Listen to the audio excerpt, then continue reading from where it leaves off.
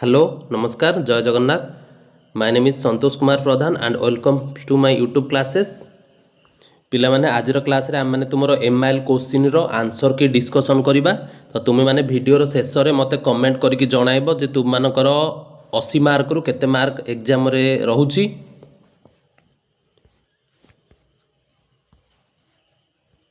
First question देखिबा। काहाठारे बदान्यतार महत्व बढ़ी उठे? सठिक उत्तर होची दरिद्र ठारे। नेक्स्ट क्वेश्चन, सूक्ष्मशालीर गंताघर बोली काहाकू कहा जायछि? उत्तर होची संबलपुर। नेक्स्ट क्वेश्चन, गणतंत्र शासन रे लोके काहाकू शासन करती? उत्तर होची निजे निजकू।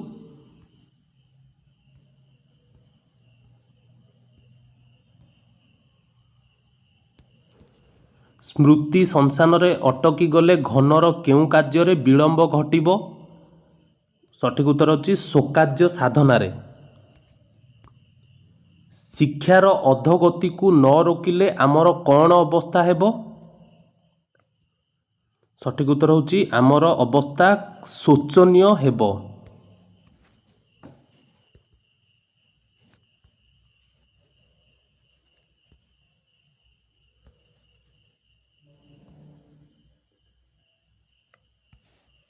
तापर तुमरो 6 नंबर क्वेश्चन जो अच्छी पुणी मल्टीपल चॉइस क्वेश्चन देखिबा। लोभ मद तेजी केउ गुण रहिबा पई कवि लिखिछंती? सठिक उत्तर होची सत्व गुण। राजभोग अभिलाष प्रजा मुखरु कौन काढ़ी नेला?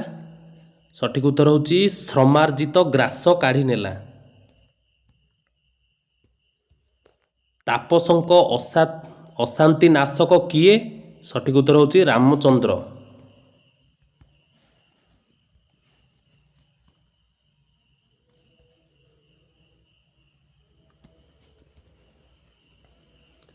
अचिरे फेरिबी धनी नुहे कातर किए कहिछंती? सठिक उत्तर होची रवि।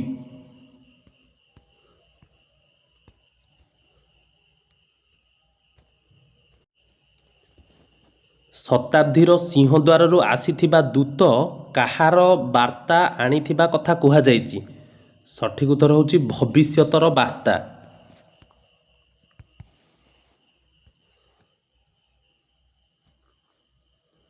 तापर नेक्स्ट 11 नंबर रे तुम मानकर पुणी मल्टीपल चॉइस क्वेश्चन अछि।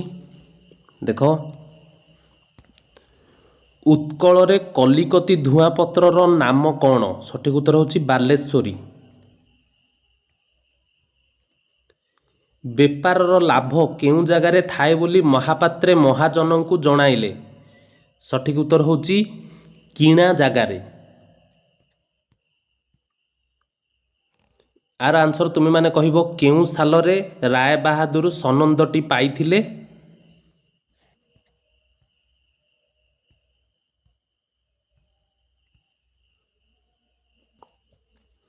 हिंदी मैथिली आउ भोजपुरी रो मिलामिशी भाषा किए व्यवहार करथिले? सठिक उत्तर होची मास्टर जी।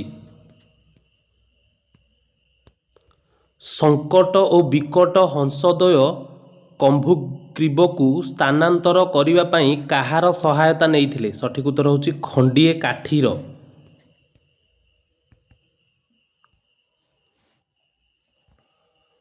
तापरे नेक्स्ट क्वेश्चन तुम मानकर next multiple choice question grammar portion देखिबा।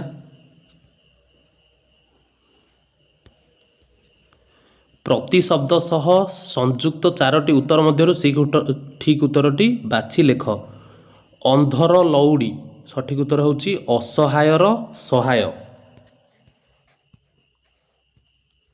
अग्निशर्मा हेबा रूढ़ी केउ अर्थरे प्रयोग करा जाए? सठिक उत्तर होची खूब रागिबा।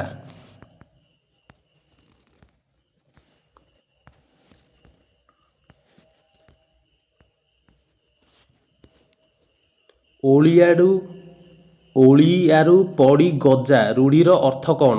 अर्थ होची जन्मरू चतुर। एकत्र विपरीत अर्थबोधक शब्दटी कौन? एकत्रर विपरीत अर्थ होची अनेकत्र। कृपणर विपरीतार्थ बोधक शब्द कौन? कृपणर होची बदान्य।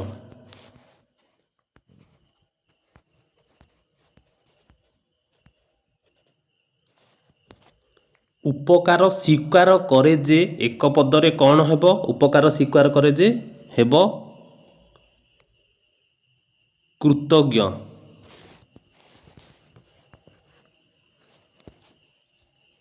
ନାହିଁ ଅନ୍ୟ ଉପାୟ ଯାହାର କୁ ଏକ ପଦରେ ପ୍ରକାଶ କଲେ କ'ଣ ହେବ? ସଠିକ ଉତ୍ତର ହେଉଛି ଅନନ୍ୟୋପାୟ। ଉପାଦାନ ଶବ୍ଦର ଅର୍ଥ କେଉଁଟି? ଉପାଦାନ ଶବ୍ଦର ଅର୍ଥ ହେଉଛି ଉପକରଣ।